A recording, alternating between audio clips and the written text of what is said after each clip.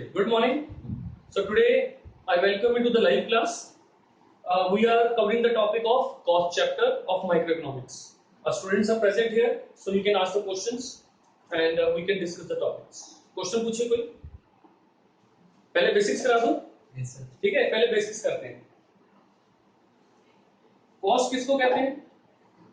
किसी भी एक्सपेंडिचर को किस चीज का एक्सपेंडिचर? गुड को प्रोड्यूस करने के लिए. ओके. प्रोडक्शन प्रोसेस के अंदर जितना भी पैसा आपका लगता है उस पैसे को टोटल कर दिया जाए, जो खर्चा आपने करा एक सामान को बनाने में, उसको क्या कहते हैं? कॉस्ट. अब ये जो कॉस्ट है इसकी बड़ी सारी बाइफरकेशन है. ठीक है, अब हम वो देखते हैं बाइफरकेशन कैसी होती है. अगर आप कॉस्ट का चैप्टर देखते हैं तो आपको अलग अलग बाइफरकेशन दिखेंगी, टाइप्स ऑफ कॉस्ट. तो उसके ऊपर हम शुरू करते हैं. सबसे पहले मान लीजिए आपने ये इनपुट, ये यूनिट्स आउटपुट करी, प्रोडक्शन करी. आपने फैक्ट्री शुरू करी, उस फैक्ट्री के अंदर अभी प्रोडक्शन स्टार्ट नहीं हुई है. उस वक्त आपकी कोई कॉस्ट लगेगी या नहीं लगेगी? लगेगी. फैक्ट्री स्टार्ट कर चुके हो, फैक्ट्री का किराया, यस, राइट. अगर फिक्स्ड लेबर है तो, तब भी अगर लोन लिया हुआ है उसके ऊपर इंटरेस्ट, तब भी आपकी फैक्ट्री का हाउस टैक्स.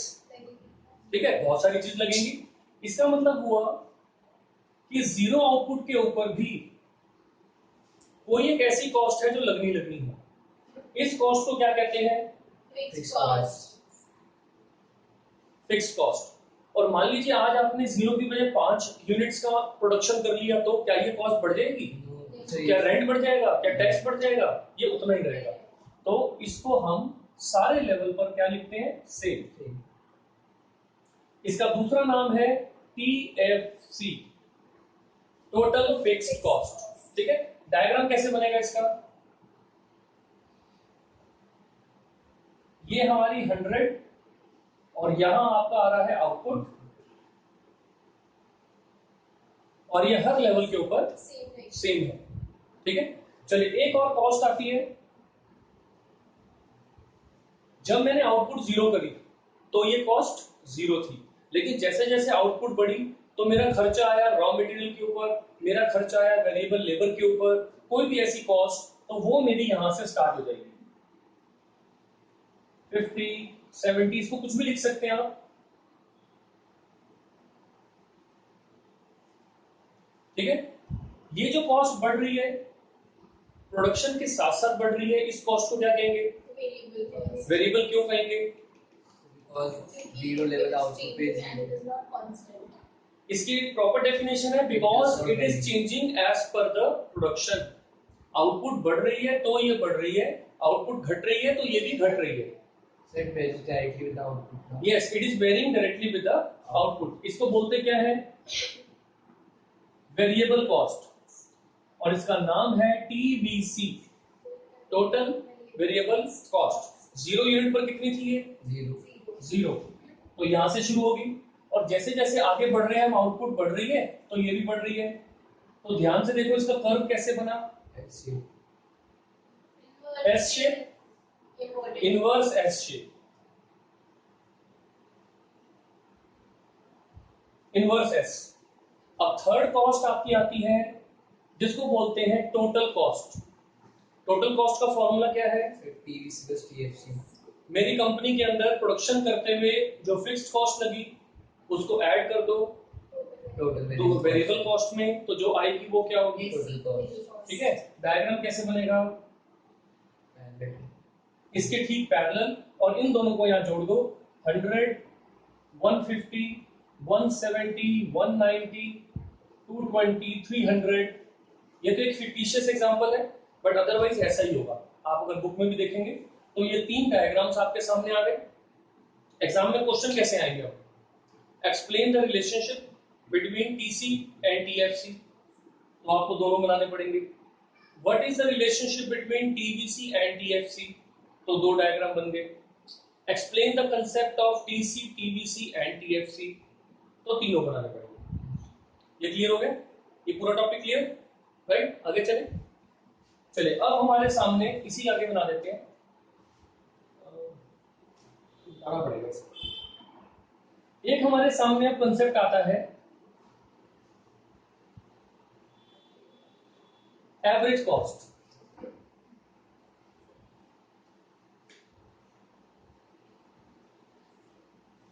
ठीक है, देखिए बुक के अंदर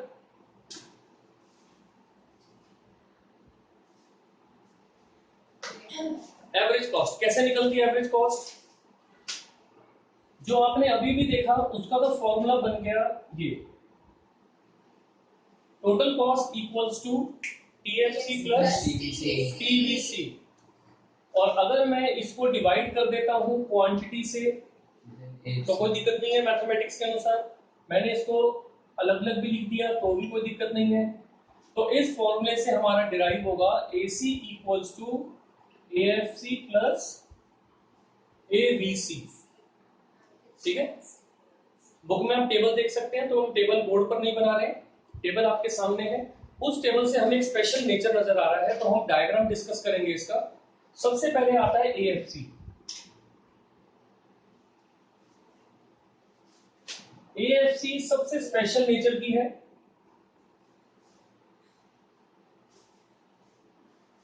हाँ जी, AFC का नेचर क्या है?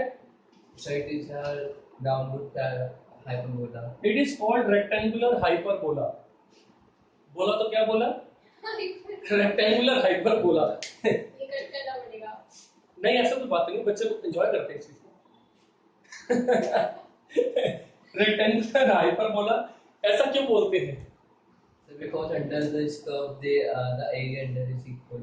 हाँ, इस कर्व के अंदर अगर आप स्क्वायर्स बनाते हैं उनका एरिया सेम रहता है। सबका सेम है। हाँ, दूसरा जो सबसे मेन कैरेक्टरिस्टिक है रेक्टेंगुलर, हाँ स्लोप तो हो ही रहा है बट ये ना तो y एक्सिस को टच कर रहा है ना x एक्सिस को टच करेगा। ठीक है, अब यहाँ पर देखते हैं जो ये TFC थी जिसकी वजह से AFC बनी, उनका रिलेशन देखते हैं कि दोनों तरफ टच क्यों नहीं करेगा। रीजन बताइए। So AFC cannot be zero. Why? Question आपको एग्जाम में आएगा AFC can not be zero. Why? Because fixed cost does not vary directly with the level of output. We have to give that fixed cost. इसका reason है कि AFC is derived from TFC and TFC is never zero. तो हम जितनी मर्जी output production कर लें, वो जो प्रोडक्शन है वो जीरो कभी नहीं होगी। तो TFC हमेशा पॉजिटिव में रहेगी, अगर ये पॉजिटिव है तो ये भी पॉजिटिव रहेगी। तो यहाँ कभी ये इसको टच नहीं करेगा। और यहाँ टच क्यों नहीं करता? क्योंकि जीरो आउटपुट पर TFC एक पॉजिटिव फिगर है और किसी भी पॉजिटिव फिगर को जीरो से डिवाइड करो, आंसर इज ऑलवेज इंफिनिटी, इसलिए यहाँ पर भी टच नहीं करेगा। पहला क्लियर। अब दूसरी बात करते हैं ABC, TVC और TC, इन दोनों की शेप कैसी थी? Inverted S shape. ठीक है, अगर आप इसको टेबल के अंदर देखेंगे और टेबल में आप TVC को डिवाइड करेंगे Q से, तो जो ABC आएगी उसका जो नेचर है वो आपको ऐसा नजर आएगा।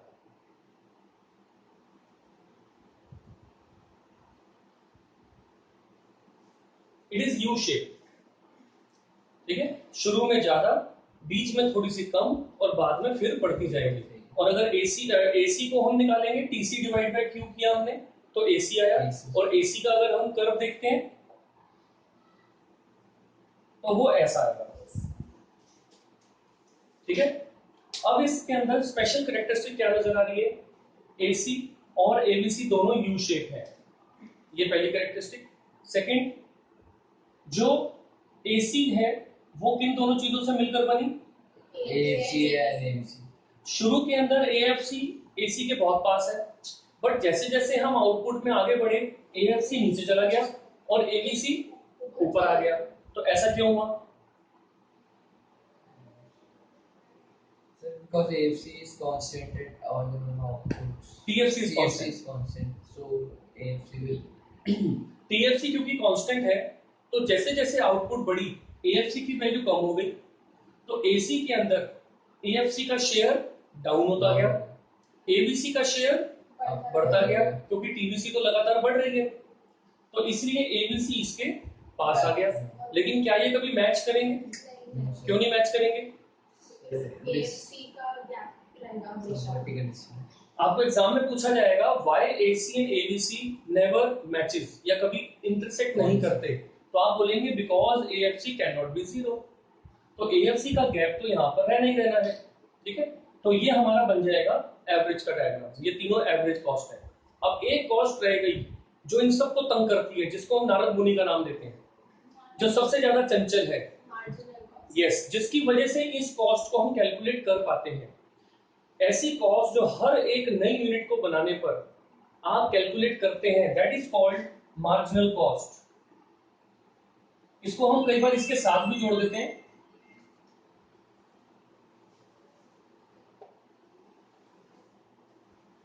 अब ये कॉस्ट जो है मार्जिनल कॉस्ट